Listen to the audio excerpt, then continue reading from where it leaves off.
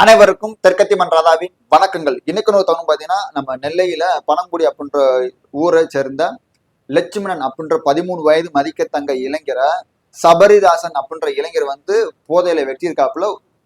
ஒரு வெட்டு 2 வெட்டு இல்லைங்க, உடம்பு முழுக்க 13 இடங்கள்ல வெட்டியிருக்காப்புல, உயிர் போற அளவுக்கு. அப்புறம் அவசர பிரிவில் கொண்டு போய் நம்ம ஆசாரிப்பள்ளம் அந்த மருத்துவமனையில வச்சிருக்காங்க. இந்த நிகழ்வு நடந்தது ஜனவரி 5ஆம் தேதி. சரிங்களா? இதுல ஒரு பிட்டு செய்தியா கூட வரலங்க, நியூஸ் பேப்பர்லயோ ஒரு அரசியல் யாருமே இது பண்ணல.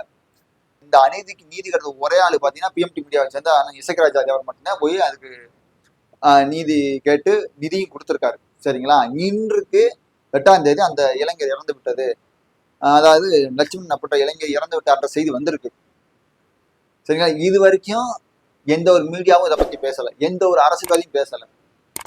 என்ன ஏன் இப்படி இருக்கீங்க? ஒரு ஒரு இது பட்டியல் சமூகம் நடந்தா அப்படியே சூழ்நிலை கால் வச்ச மாதிரி எல்லாரும் புதிக்கிறீங்க, அப்படியே அந்நியனா மாறிடுறீங்க.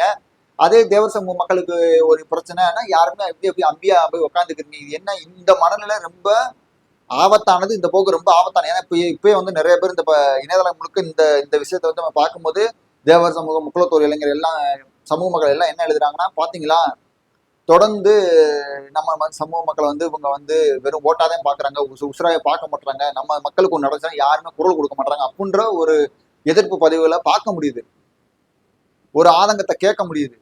இது தவறான போக்கா இருக்குது. இப்ப இப்படி யோசிப்போமே, இதே வந்து நாங்குநேரி, இதே திருநெல்வேலி மாவட்டத்துல நம்ம சின்னத்துறை என்ற இளைஞர் வந்து பள்ளிக்கூடத்தில் வெட்டப்படாரு. அப்படி இங்க இருக்க இப்போ சோகால் புரட்சியாளர்கள், சோகால் சாதி ஒழிப்பு போராளிகள் எல்லாம் பொங்குனிய அது இதுமா விவாதம் பண்ணீங்க. அதே பள்ளிக்கூடம் ஆனதால இன்னைக்கு வெட்டப்பட்டிருக்கீங்க. சரி, அங்கேயா ஜாதின்னு சொல்றீங்க, இங்க என்ன காரணமாச்சு விவாதம் பண்ணுங்க. ஏன் வெற்றி பண்ண என்ன ஒரு செய்தி பேப்பர் கூட போடலையே? நீங்க எதுவும் சொல்றீங்க எங்க தமிழ்நாட்டுல 0% எந்த போதை பொருளும் இல்லை அப்படின்னு. அப்புறம் எப்படி வந்து இந்த போதை பொருள் பழக்கத்தால வெட்டுனியா? அதுல இன்னொன்னு என்ன சொல்றாங்கன்னா, அவர் வந்து வானவில் பொறுப்பை சேர்ந்தவர், அவன் வந்து அதனால டார்ச்சர் பண்ண அப்படின்ற ஒரு கருத்தும் இருக்கு. இவங்க இதே சின்னத்துறை வந்து முதல் தடவை வந்து பள்ளிக்கூடத்தில் நடந்துச்சு, 2வது தடவை வந்து இந்த கத்தி சண்டை போட போய் மாட்டிக்கிட்டாப்புல ஆளு தனி இன்ஸ்டாகிராம் மூலமா. உடனே அப்பயும் இப்படிங்க என்ன நடந்துச்சு ஏது நடந்துச்சு உடனே ஆண்ட சாதிங்க அட்டுழியம், ஆணவ சாதிங்க அட்டுழியம். அவன் திரும்பி ஐயா ஜாமி அங்க யாரு என்ன ஜாதி காண்டெல்லாம் எவனும் விட்டல, நான் மாதிரி கத்தி சண்டை போனேன், அங்க என்ன ஏமாத்திட்டு போயிட்டாங்க, அடிச்சு போட்டு அப்படின்னு சொன்னேன் அப்படின்னு நவதவாதையும் பொத்திக்கிட்டு இருந்தாங்க. இதே மாதிரிதான் மேலூர்ல நம்ம ராம் பிரசாத் எவனும் குரல் கொடுக்கல, ஒரு பிட்டு செய்தியா கூட வரல. அந்த மக்கள் தான் போராட்டம் பண்ணி ஆர்ப்பாட்டம் பண்ணி கத்தி கிடந்தாங்க. அது அந்த மக்கள் மேல பிசிஆர் வேலை போட்டு விட்டாங்க. நீங்க இவங்களும் கேட்க மாட்டாங்க, கேட்கிற நம்ம மீதும் பிசிஆர் போடுவாங்க. இதெல்லாம் என்ன கால கொடுமை. அதே பக்கத்துல கொடுக்கும்படி ரம்பு தேவர் கொல்லப்பட்ட போது அப்படித்தான், எந்த ஒரு பயம் வாய திறக்கல. இதே மாதிரி இப்ப நம்ம ஒரு 2 நாளைக்கு முன்னாடி சிவகாசியில கழுகுமலை அங்க உமான்ற ஒரு பெண்ணை வந்து 19 வயதுக்கு இந்த பெண் ஒருதலை காதல் ஒரு இளைஞன் பண்ணியிருக்கான். காதல் இந்த பொண்ணு ஏற்கலைன்னு சொல்ல அந்த பொண்ணை கொண்டிருக்கான். யாருமே எதுவுமே பேசலையே. எனக்கு என்ன கேள்வினா, இந்த ஒருதலை காதலால் வந்து பல பெண்கள் கொல்லப்படுறாங்க. நீங்க சுவாதி முதற்கொண்டு இப்ப திருச்சியில ஒரு பொண்ணு அந்த காவல் நிலையத்துல வச்சு காவல் அதிகாரிகள் இருக்கக்கூடிய அந்த கட்டடத்துல வச்சு கொண்டு போட்டாங்கல்ல. இப்ப இன்னைக்கு இது ஒண்ணு இது நடந்துகிட்டே இருக்கு. நான் சொல்ற சும்மா உதாரணமா 2-3 சொல்றேன்.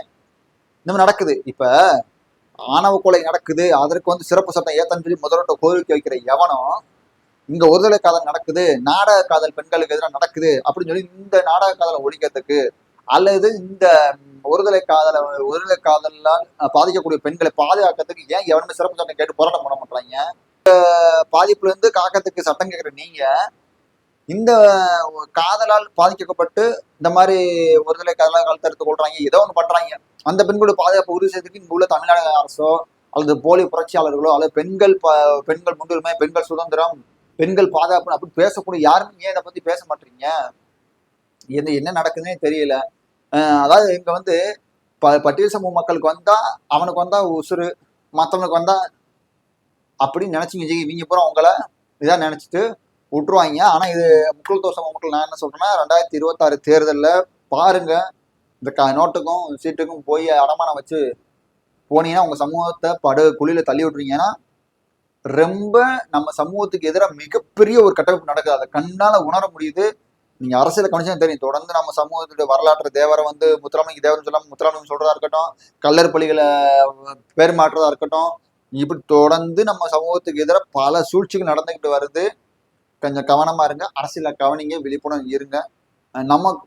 நம்ம சமூகத்துக்காகவும், அதாவது சுயசாதி பற்று புரசன் நட்பு அப்படின்னு பேசக்கூடியவர்கள் நம்ம சமூகத்துக்கு ஆதரவா குரல் கொடுக்கிறவர்களையும் தேர்ந்தெடுவீங்க. நீங்க ஒண்ணும் இல்லை, இன்னைக்கு நீங்க 2026 நம்ம எல்லாரும் சொல்றோம் நம்மளாம் ஆண்ட பரம்பரை அப்படின்னு நம்ம வரலாறு பேசிக்கிட்டு இருக்கோம்.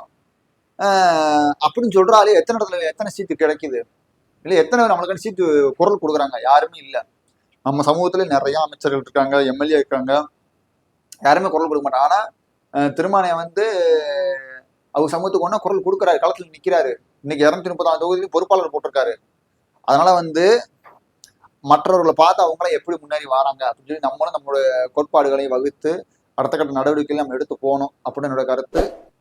என்னோட கருத்துக்கள் பிடிச்சிருந்தா லைக் பண்ணுங்க, ஷேர் பண்ணுங்க, கமெண்ட் பண்ணுங்க, உங்களோட ஆதரவு கொடுங்க. நான் கீழே ஃபேஸ்புக்கு என்னோட இன்ஸ்டாகிராம் ஐடி கொடுக்குறேன், அதையும் சப்போர்ட் பண்ணி சப்ஸ்கிரைப் பண்ணுங்க.